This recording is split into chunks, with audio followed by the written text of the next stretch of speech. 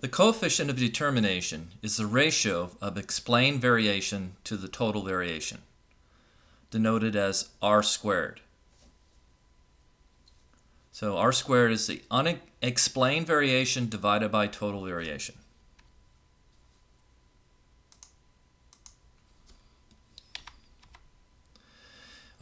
Remember from our example in section 9.2, r was 0.883. So if we did the math, if we squared this, we'd end up with 0.778. So the coefficient of determination is 0.778. So about 77.8% of the variation in the carbon emissions can be explained by the variation in the gross domestic products. Now, to find out the unexplained, all you do is subtract the two. All right? So 22.2 from 100%. So 77.8 is explained. You subtract that from 100, so 22.2% of the variation is unexplained. So you subtract it from 100. Standard area of estimate.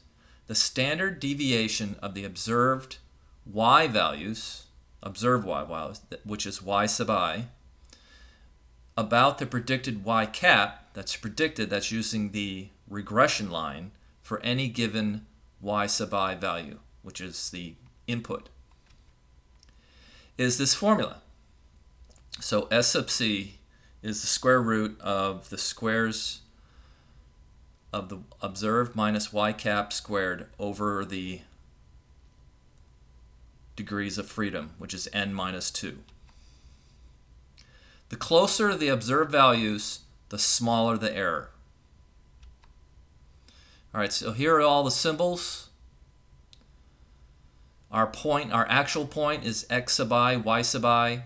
Our y cap is from the linear equation. And then in an Excel spreadsheet, we just have to do y minus y cap and then square it. We get the regression line using either the TI calculator or Excel. Then we add them all up, and we can calculate S sub E, which is the standard error of estimate. All right, remember this is the equation that we got from the example in 9-2. And what we're going to do is we're going to calculate all these values using Excel spreadsheet. Now, what we're going to do, in your classwork,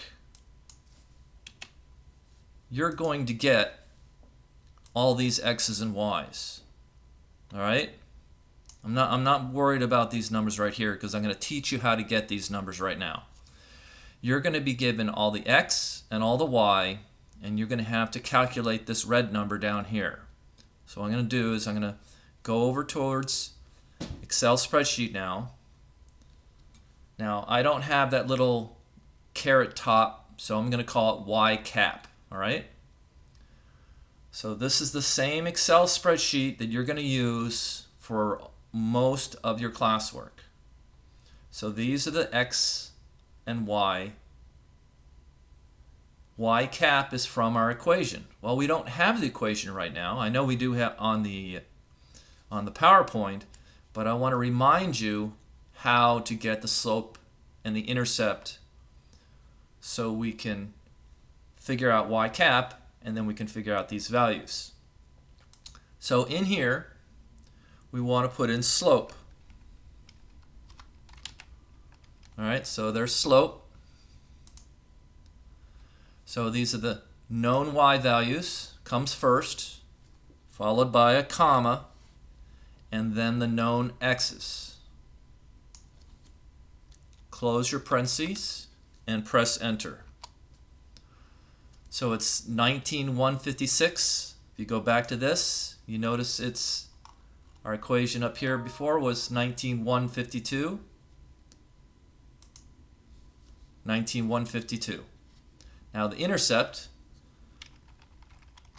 we can equals intercept. There's intercept. First we do known y's, followed by a comma, and then the known x's. Close your parentheses, press enter.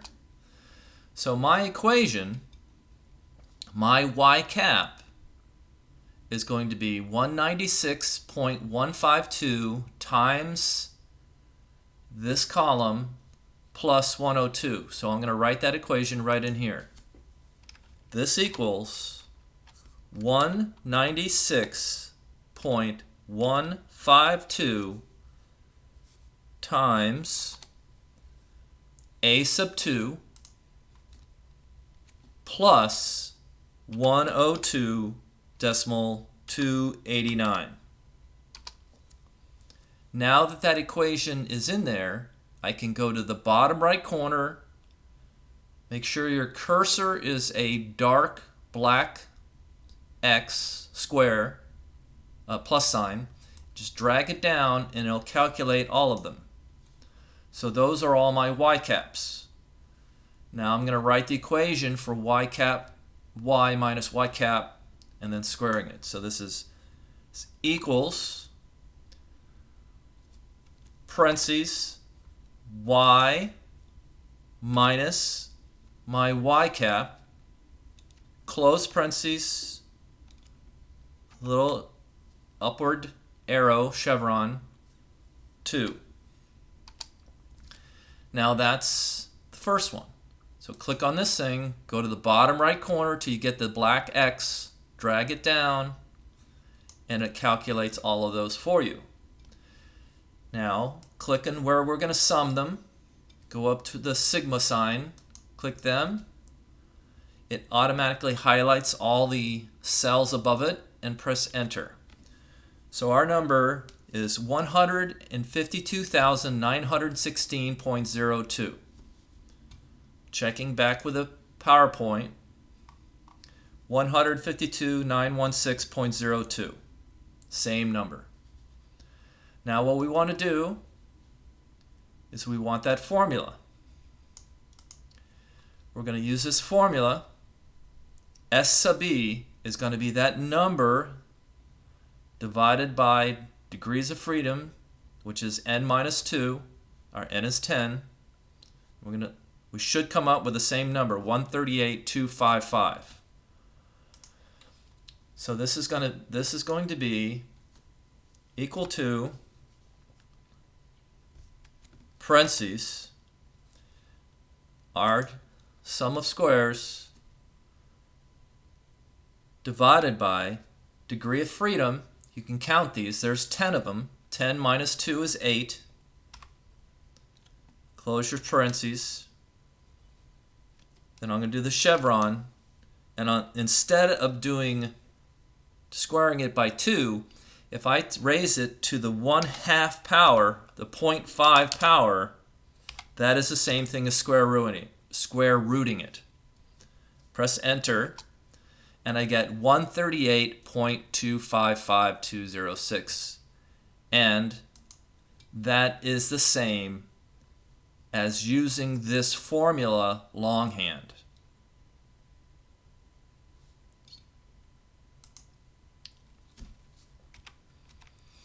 So the standard error of estimates of the carbon dioxide emissions for a specific gross domestic product is 138.255 million metric tons. Now, two variables have a bivariate normal distribution, which means you have both vertical and horizontal. A prediction of this interval can be constructed for a true value of any of y. Now, this equation is pretty nasty, so you have to pay attention, and we're going to figure this out for an example. All right, so the point estimate is y cap, and the margin of error is E, capital E. The probability that a prediction interval contains y is C. So our degrees of freedom is n minus 2.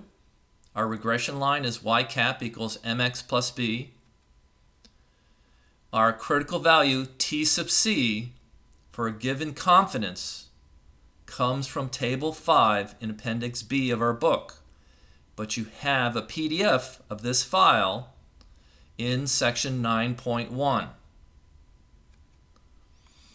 Our standard error of estimate is what we just calculated, and our margin E is this long formula. Now for a classwork, they are going to give you most of this information. So then you subtract it and you add it and you get the interval. So it's y cap minus capital E is less than, y is less than y cap plus capital E. So you got a left point, endpoint, and a right endpoint. All right, notice they give you most everything you need. It says construct a 95% prediction value. All right, so that's 95%. So that means our confidence value is 0.05, and this is two-tailed. Our x sub I, our x value, is 3.5. They give you n, they give you y cap, they give you the equation, linear equation, which for some of this stuff you're going to have to figure out that equation. They give us s sub e. Some of the homework classwork you're going to have to figure out s sub e. Sigma x is just adding up all the x's. Sigma x squared is adding up all the x's squared. X bar is the average of all the x's. So to get the y cap, you take your x sub I, which is 3.5, you substitute it into your linear regression, and you get your y cap. All right, where did we get this t sub c of 2.305? Well, our degrees of freedom is 8, and our probability is 0.05, which is 100 minus 95, or 1 minus 0.95. So we got to go to the table. So I'm going to go to my table. So here is our t-table. So degrees of freedom is 8. So here's 8. All these values along here. These are all the values for a degree of freedom of 8. It's two-tailed, so we're going to use all of these. We want 0.95, 1 minus 0.95, which is 0.05. So if you go down from 0.05, two-tailed, down to degree 8, that's where you get the 2.306. That's where that number comes from. That's t sub c. Now going back.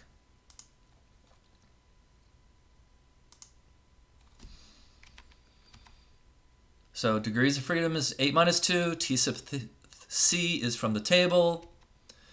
Then you have to do this very carefully. Do this monstrous equation to get your E. Take your time. Use your calculator. And you get 349.424. Then you subtract it, you add it, and you get your either points, and then you get your range. This is a lot of work, and you have to be very careful how you do this equation, otherwise you're going to end up with the wrong answer. So in summary, we interpreted the 3 types of variation about a regression line. We found and interpreted the coefficient of determination.